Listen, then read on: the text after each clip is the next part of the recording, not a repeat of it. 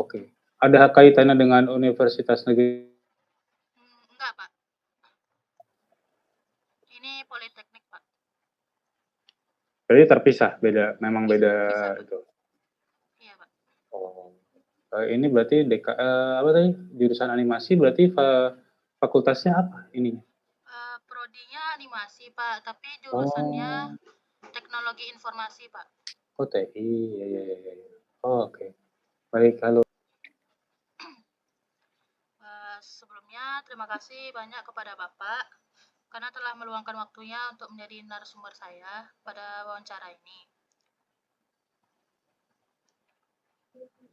Uh, Untuk itu, tujuan saya dalam Zoom ini untuk mewawancarai Bapak, mengajukan beberapa pertanyaan, Pak, karena untuk memenuhi mata kuliah manajemen produksi animasi, Pak.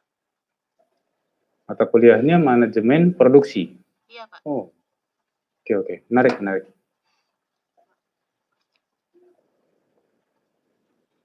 Boleh lanjut langsung pertanyaan, Pak?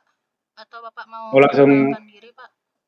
langsung dimulai aja. Aku sambil ini ya, buka Iya, Pak. kacamata sama baca. Iya, Pak. Bentar. Kalau boleh tahu, informasi ke saya dari siapa? Dari mana, Kak? Oh, saya searching studio animasi aja, Pak, di IG. Gitu. Iya, Pak. Berarti memang langsung coba ke saya, sudah nyoba tempat lain kah? Maksudnya pertimbangannya apa? Kenapa kok, memilih saya atau Lanting untuk bahan risetnya? Atau memang ada ini tertentu atau memang ya karena secara general ya studio animasi gitu ya?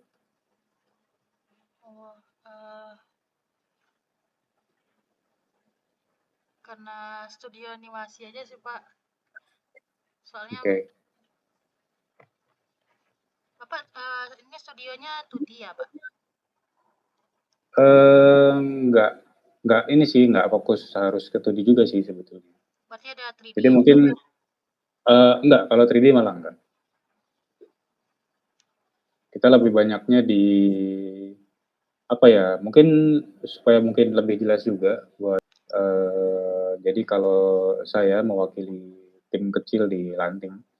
Di Lanting Animation ini sebetulnya apa ya, semacam studio independen lah ya. Ini studio yang memang fokusnya itu lebih di produksi dan edukasi.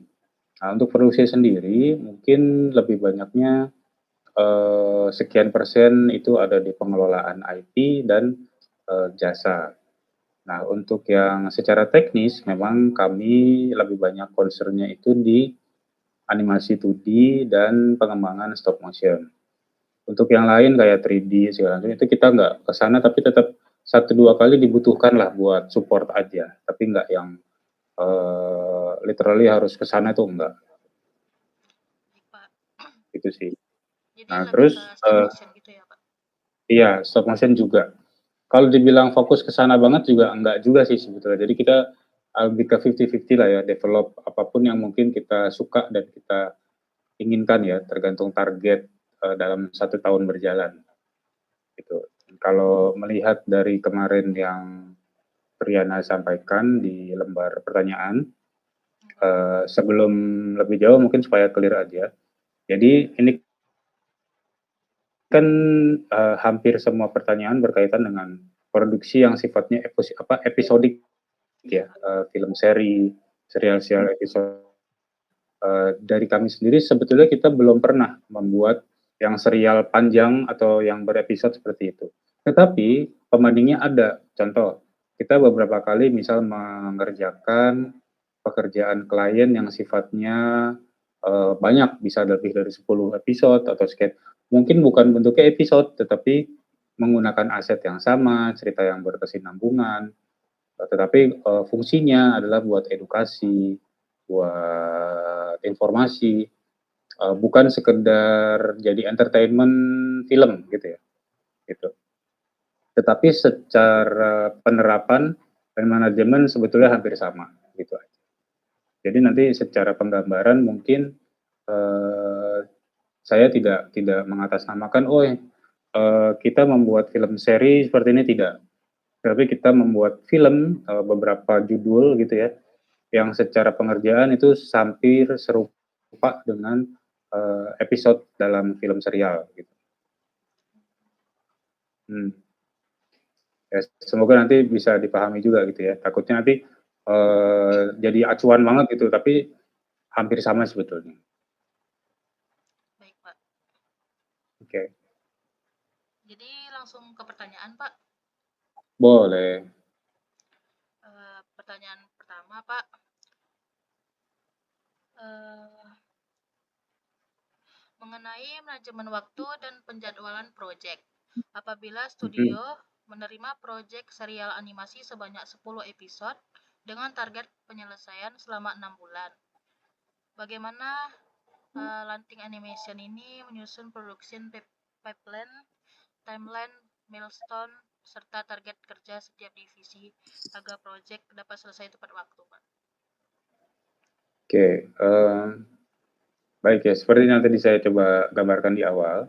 Iya, Pak. Jadi, mungkin saya beri gambaran saja nih, supaya apa, seimbang ya, balance dengan apa yang kita kerjakan juga. Jadi nggak ngarang gitu Mas, gitu ya.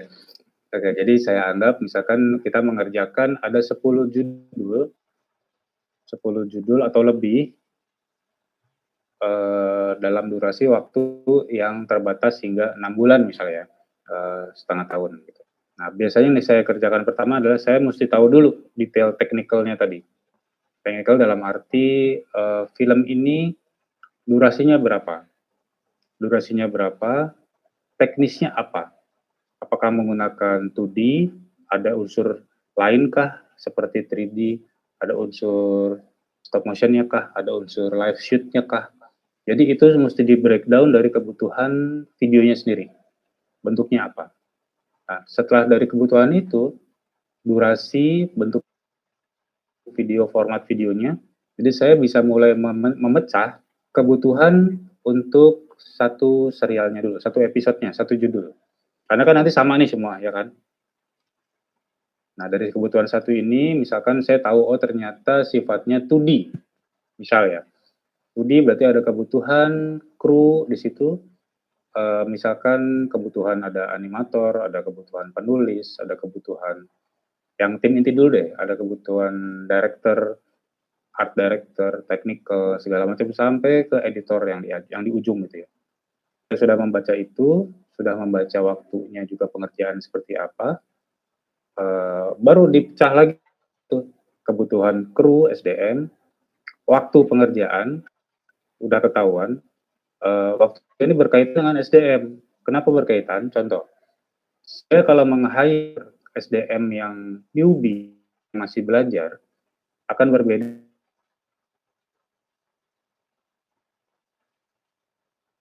sudah cukup terjamin dari segi waktu, ya nggak? Misalkan saya bisa ngeplot, oke pengerjaan ini sekian waktu selesai. Kalau saya meng-hire kru yang masih belajar, artinya saya harus punya buffer, harus punya spare waktu untuk dia belajar, untuk dia bisa mengadaptasi projeknya sehingga sesuai dengan target quality-nya, gitu kan. Nah, itu yang kedua. Jadi dari, breakdown dulu kebutuhannya apa, krunya bagaimana, perhitungan waktunya, termasuk budget. Budgetnya seperti apa yang dikeluarkan, terus baru kehitung tuh target-target setiap, fasenya. Fase itu biasanya kita bagi 3, ada fase praproduksi, ada fase produksi, ada fase pasca. Biasanya saya tambahin lagi di belakang, selesai pasca itu fase delivery-nya. Ketika delivery nanti apa saja yang harus diserahkan, bentuknya apa, apakah secara digital, apakah non digital, itu penting untuk dirancang juga ya. Karena nanti perlu tahu nanti butuh pengirimannya bagaimana, apakah lewat online kah, secara cloud atau drive, atau lewat pos kah, atau mengirim fisik kah, itu perlu dipikirkan juga.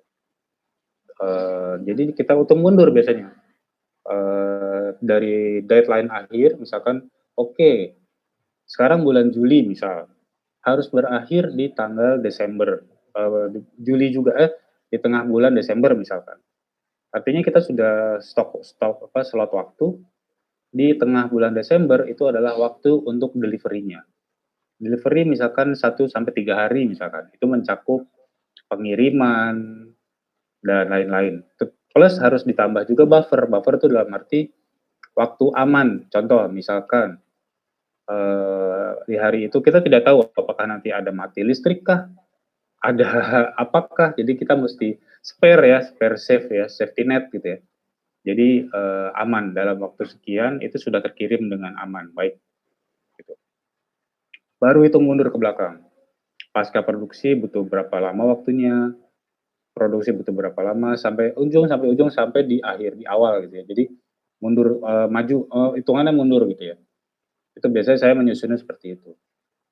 Dan kalau dari pertanyaan kamu, berarti tadi ada pipeline. Di situ sudah mencakup tadi ketika ada kebutuhan SDM, sudah menentukan pipeline-nya apa. Karena berbeda.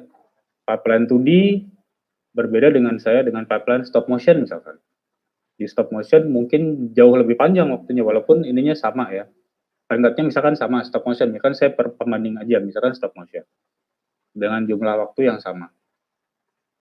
Stop motion itu mengharuskan kami untuk menggunakan waktu lebih panjang di perencanaan. Artinya di praproduksi itu jauh lebih lama. Karena harus membuat aset dari bonekanya, objeknya, diorama, sampai ke guide hitungan animasinya, sehingga ketika proses syuting atau proses animasi itu secara jadwal tidak molor, tidak lepas gitu, harus fix. Karena berkaitan dengan biaya orang-orang yang kita sewa, kita hire, biaya alat yang kita sewa, biaya ruangan yang kita sewa, itu berkaitan di situ. Jadi harus serba matang di praproduksi. Kalau 2D berbeda, karena 2D itu mungkin kita bisa langsung mengerjakan di tempat, ada orang-orangnya langsung di situ. Tapi kalau stop motion, kan harus bikin dulu barangnya, ya nggak? Harus bikin dulu, lalu bikin guide-nya, terus syutingnya segala macam. Which is syuting itu sama seperti kita syuting live action kan, ada orang-orangnya, ada kru, kamera, ada segala macam. Berbeda atmosfer ya. Gitu. Jadi tergantung dari sifat dan teknik si produknya dulu. Makanya tadi di awal di breakdown dulu pipeline-nya apa, formatnya apa, lalu kita menentukan pipeline-nya apa, kebutuhan SDM-nya bagaimana, waktunya, termasuk ke budgeting dan lain-lain. Itu sih. Ya, semoga tidak kacau. Paham kok, Pak. Ya.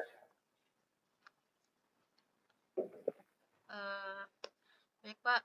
Lanjut ke pertanyaan kedua ya, Pak. Ya.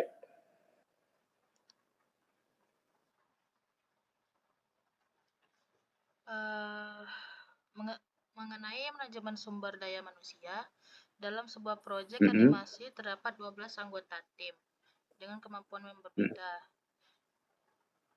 Misalnya dari storyboard, terus rigging, Pak, animasi,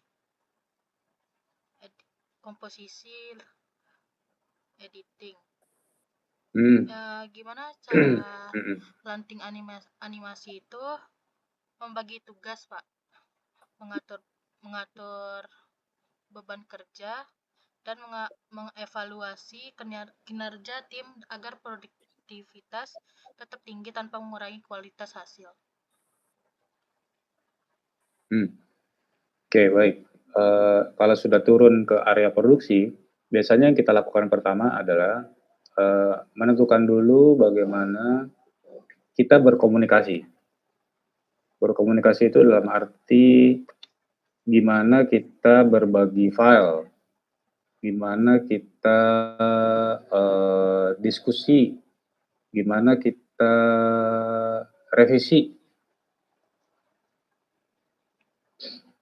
berbagi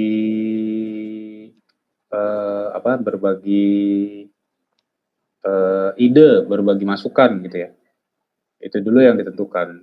Jadi misal contoh satu kasus Saya siapkan dulu sebuah sistem komunikasi misalkan dalam platform, paling mudah misal di Discord atau lewat WhatsApp. Jadi sudah terkonsentrasi di situ khusus editor, WhatsApp khusus ini, WhatsApp khusus ini, jadi semua sudah ter terpola di situ. Nah, yang kedua setelah itu baru kita susun bagaimana sistem tracking, sistem pemantauan kerjanya. Trackingnya nge-track progres ya. Bagaimana saya mengecek di lapangan, teman-teman yang di lapangan bagaimana mereka melakukan pelaporan gitu. Itu bisa melalui Google, misal kita menggunakan Google Sheets, Google Docs gitu ya, atau menggunakan platform Notion misalkan.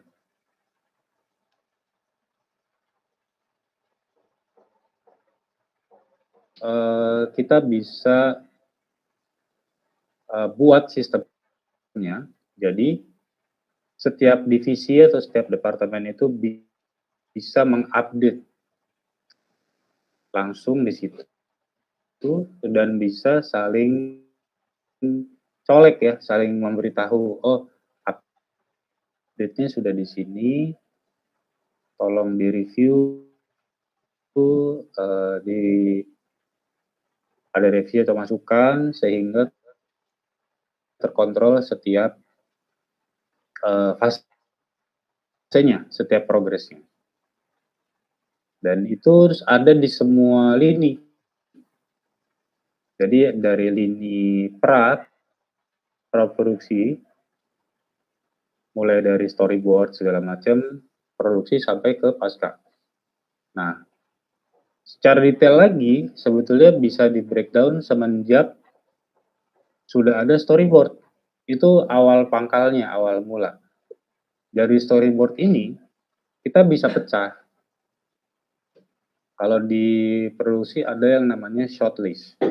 Shortlist itu adalah kita sudah punya tabel daftar, pembagian kerja dari storyboard yang sudah dibuat.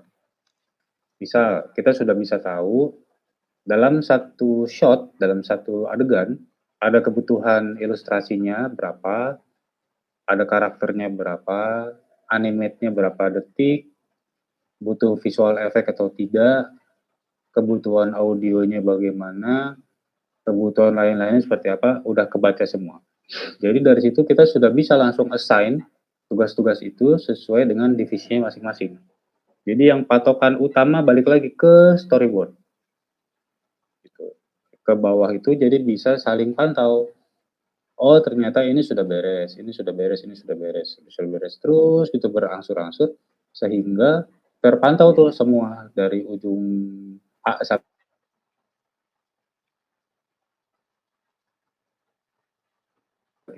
yang biasa kita kerjakan.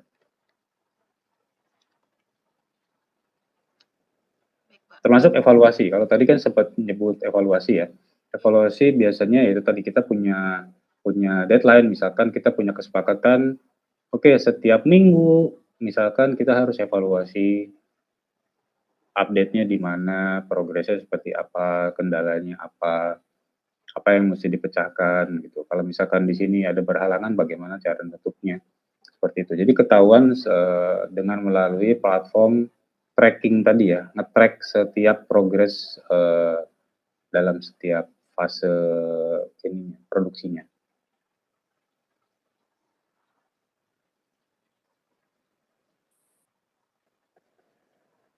Ya, Baik, Pak. Kalau kalau apakah saya nge-lag? boleh tahu, pengiriman filenya itu biasanya pakai drive atau apa ya, Pak? Nge-lag ya? Iya, Pak. Tes tes.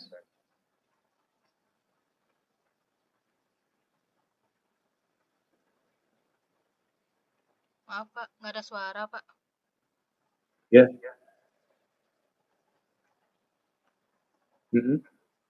boleh. Kalau saya boleh tahu, Pak, Iya, Unirban paling mudah biasanya di drive semua. Jadi biasanya kita sudah siapkan mhm, kita sudah siapkan drive khusus untuk setiap project yang berjalan. Jadi nggak kemana mana gitu, oh, tes tes, iya, Pak, dengar kok, Pak. mhm, ya, udah terdengar kah? Udah, Pak.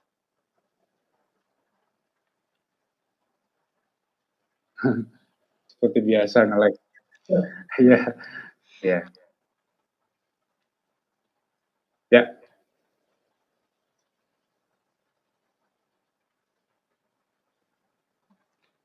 Baik, Pak, lanjut aja pertanyaan yang ketiga ya, Pak.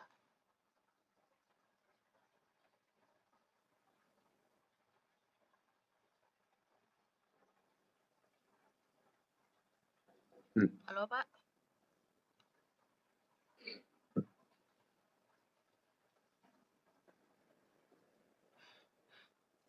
iya, halo, nge-lag banget nih.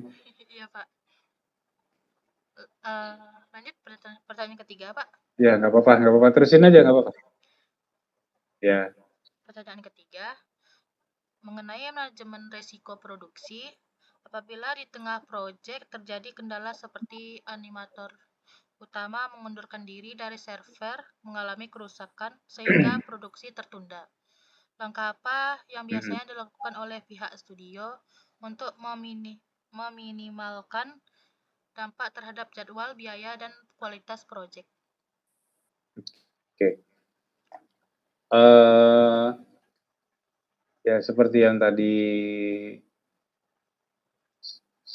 sempat saya gambarkan sebelumnya, dalam sebuah produksi yang cukup besar misalkan ya, melibatkan, orang yang cukup banyak dengan skala produksi yang juga cukup besar, biasanya saya harus siapkan dulu tim intinya dulu.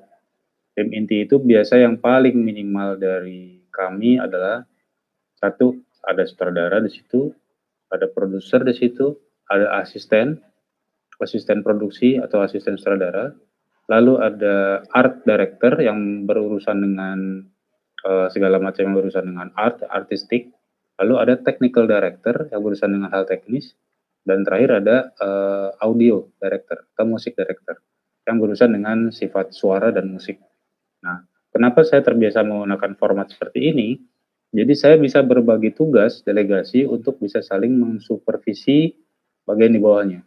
Contoh, misal hal-hal yang berbau teknis, dia bisa memantau mulai dari, eee, pembagian file tadi di drive, dia bisa mengeset bagaimana kebutuhan hard disk, kebutuhan server, kebutuhan cloud mungkin, drive-nya seberapa besar, kebutuhan platform buat, tracking sistemnya bagaimana. Dia harus bisa bertanggung jawab di situ. Dan contoh paling fatal, misal kayak tadi disebut, misalkan ada yang down atau rusak atau paling naas misalkan hilang filenya. Sehingga secara kendali utama si technical director ini punya akses untuk memulihkan kerusakan misalkan. Ada yang hilang nggak sengaja kehapus, dia bisa memulihkan file yang terhapus misalkan. Ada kendala di komputer, dia bisa langsung datang mengecek, kendalanya apa misalkan. Jadi ada semacam sistem, apa namanya, gerak cepat ya buat me meng me menyiasati hal-hal yang muncul gitu ya, dari departemen itu aja, contoh. Termasuk artistik misalkan, artistik juga bisa memantau. Oh dia memantau, misalkan kebutuhan ilustrasi, ilustrasi buat background, misalkan background artisnya tiba-tiba dari 2 3 orang misalkan misalkan contoh tadi ada 2 animator mundur misalkan, kayak tadi misalkan contoh. Berarti secara ini harus dihitung dulu kebutuhannya, apakah yang tertinggal ini, 1 orang ini, bisa nggak dia meng-handle sisa pekerjaan yang ada, atau bisa nggak didelegasikan ke di bawahnya, entah itu juniornya atau meng-hire orang baru, gitu. Dilihat dari perhitungan waktu yang ada. Itu dari segi tambal sulam produksinya dulu ya. Kalau dari segi semacam pertanggungjawaban itu nanti di belakang. Tapi yang pasti bagaimana si project ini tetap running, tetap berjalan sesuai dengan jadwal. Pokoknya delivery tepat waktu gitu ya, tidak terganggu itu dengan segala macam. Itu jadi secara teknis sudah ada yang bisa membantu mengawasi, secara artistik juga sudah bisa membantu. Karena ini berkaitan nih SDM-nya, jadwal segala macam, teknik ke komputernya rusak, apa servernya down, file yang korup atau segala macam itu juga mesti disiasati. Bagaimana misalkan kita mengadakan suatu pelatihan atau reminder setiap awal, misalkan reminder teman-teman tolong jangan lupa untuk selalu save file setiap sekian menit misalnya. Atau teman-teman apakah tadi sudah di-upload semua file yang dibutuhkan gitu. Apakah naming-nya, penamaannya sudah sesuai gitu. Atau sesederhana teman-teman tidak boleh begadang ya, kalau begadang itu bisa bikin nggak fokus, bisa mungkin salah nama, salah naruh file kayak gitu-gitu. Itu sederhana tapi itu impact-nya besar gitu. Itu paling sederhana yang bisa kita lakukan. Ya, di luar bagaimana nanti menjaga kualitinya, terutama masalah ketepatan waktu delivery si project-nya sendiri.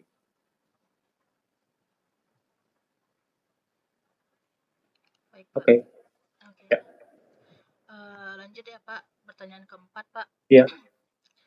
Pertanyaan keempat, mengenai quality control dan revisi. Setelah hasil animasi dikirim kepada klien, ternyata klien meminta revisi besar yang berpotensi menambah waktu dan biaya produksi.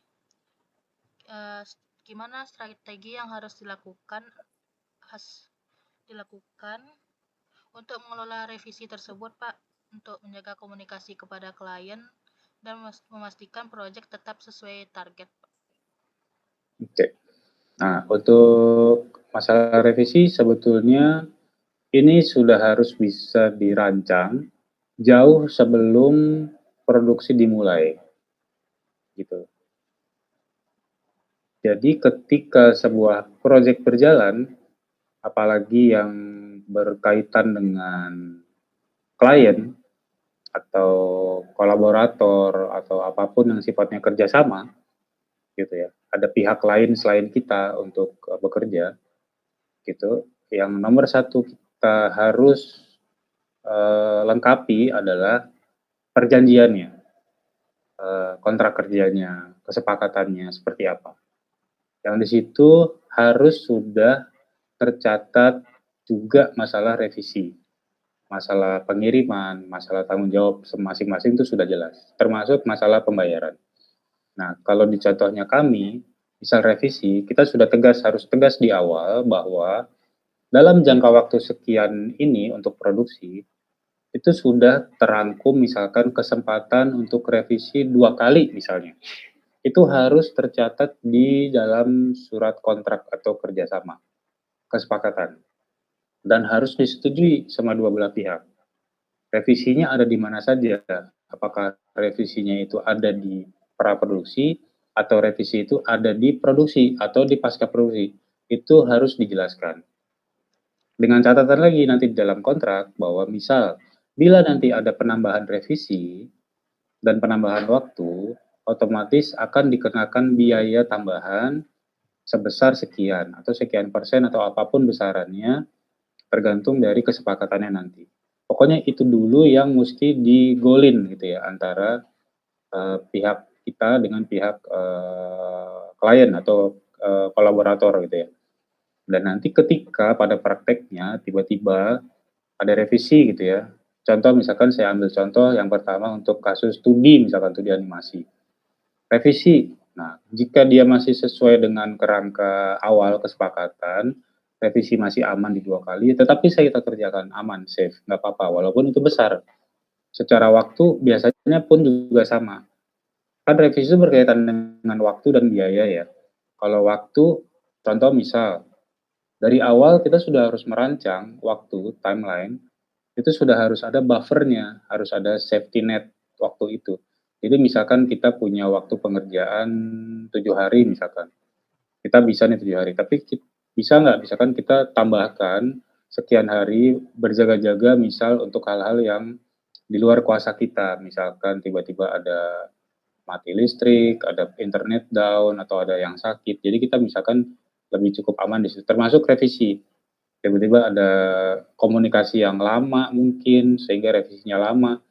Jadi misalkan kita request-nya bisa nggak 10 hari misalkan dibanding 7 hari misal.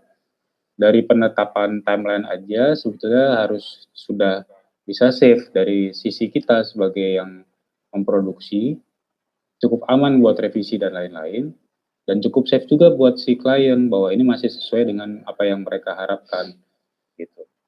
Nah, apa jadinya kalau misalkan revisinya besar gitu ya, terus melebihi itu, ya mau nggak mau kita harus balik lagi ke kesepakatan.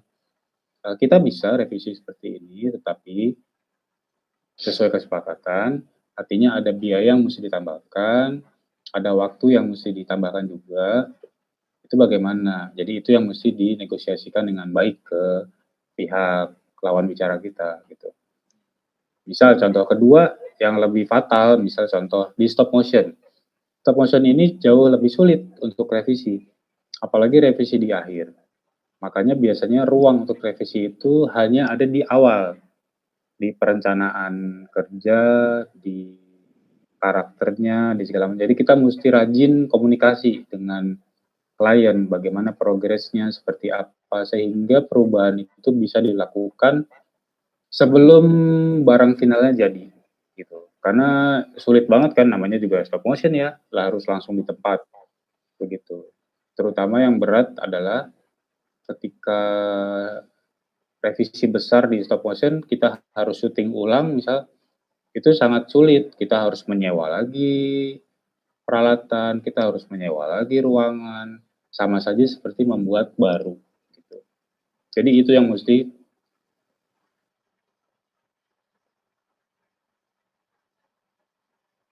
ke klien atau ke kolaborator kita.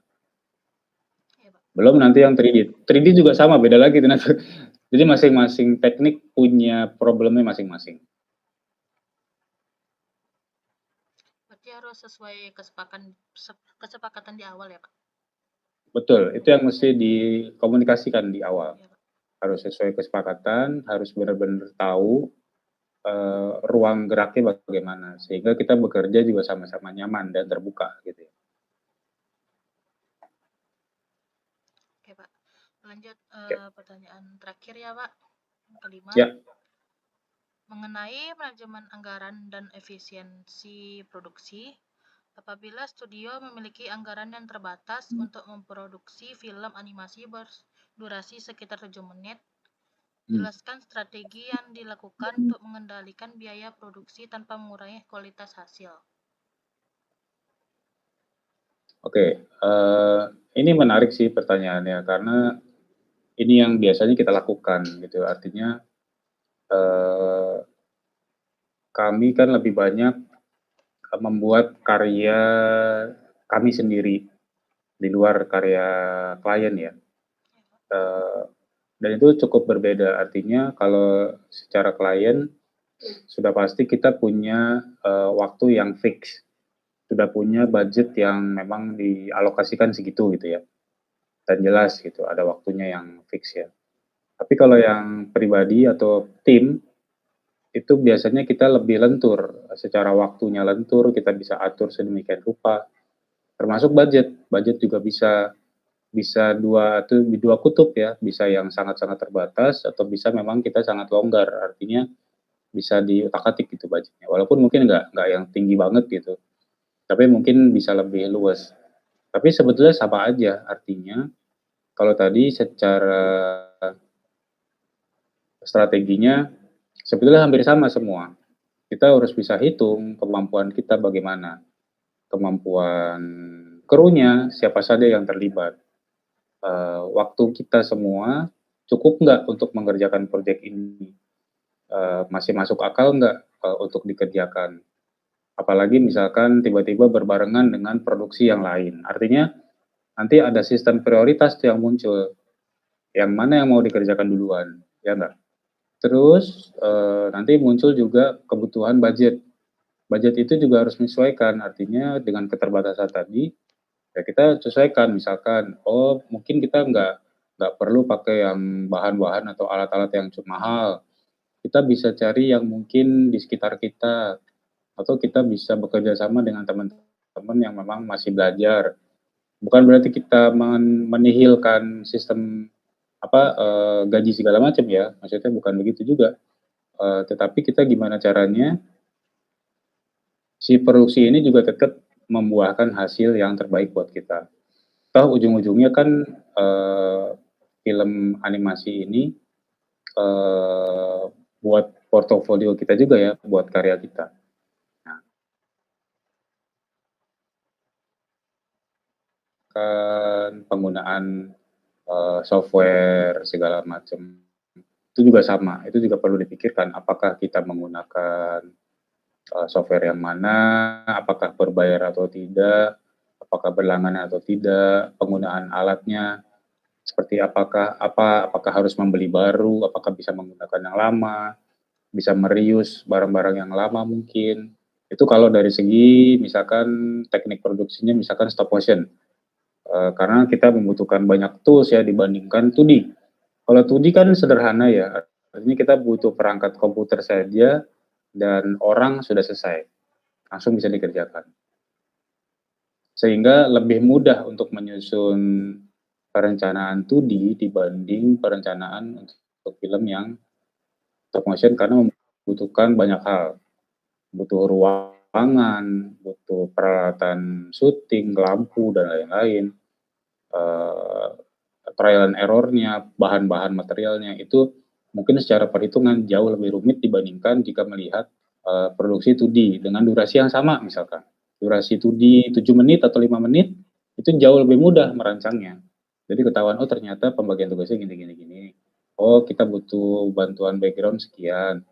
Oh animasinya segini. Oh ternyata yang ini susah nih, kayaknya bisa dibikin style yang lebih mudah deh, mungkin lebih stylized atau mungkin FPS-nya kita bisa, siasati atau mungkin pergerakannya lebih unik atau gimana gitu, sehingga mempercepat waktu tanpa mengurangi kualitas gitu ya. Jadi strategi itu bisa bermacam-macam sih, tergantung dari, tujuan si filmnya itu mau diapain nih, film ini mau kita bawa jadi apa, mau dikemanain filmnya, gitu sih. Baik, Pak. Ya soalnya saya juga kaget tuh kemarin tiba-tiba, kok tumben dari Politekniknya, karena beberapa kali itu kemarin, ada 2 kali yang sempat nanya-nanya itu, tapi dari Universitas Negeri Padang, gitu. Iya, Pak. Ya makanya, oh tumben nih, seru juga gitu pengen tahu, ternyata Poltek. Poltek itu berarti apa, D3, D4? D4, Pak. D4, oke. Baik, Pak, mungkin segitu Ya, aja, Pak. Terima kasih oke. banyak ya, Pak, atas waktu dan kesempatan serta ilmu pengalaman yang telah Bapak bagikan. Jawaban Bapak sangat bermanfaat bagi saya dalam memahami manajemen produksi animasi di industri. Semoga Lanting Animation terus berkembang dan sukses ke depannya. Sekali lagi saya Amin. ucapkan terima kasih banyak ya, Pak. Ya terima kasih sama-sama, kesempatannya, moga-moga berguna, bermanfaat. Mohon maaf kalau ya seperti biasa ya, koneksi kalau online suka begini ya, Iya, Pak. terganggu, Nggak naik apa-apa, Pak. turun. Wajar, Pak. Terus nanti kalau nanti ada apa-apa yang perlu ditanyakan, tanyakan lagi juga nggak apa-apa. Baik, Pak. Terima kasih ya, Pak. Oke, pamit berarti ya? Ya, Pak. Oke, thank you. Yo, assalamualaikum warahmatullahi wabarakatuh. Waalaikumsalam.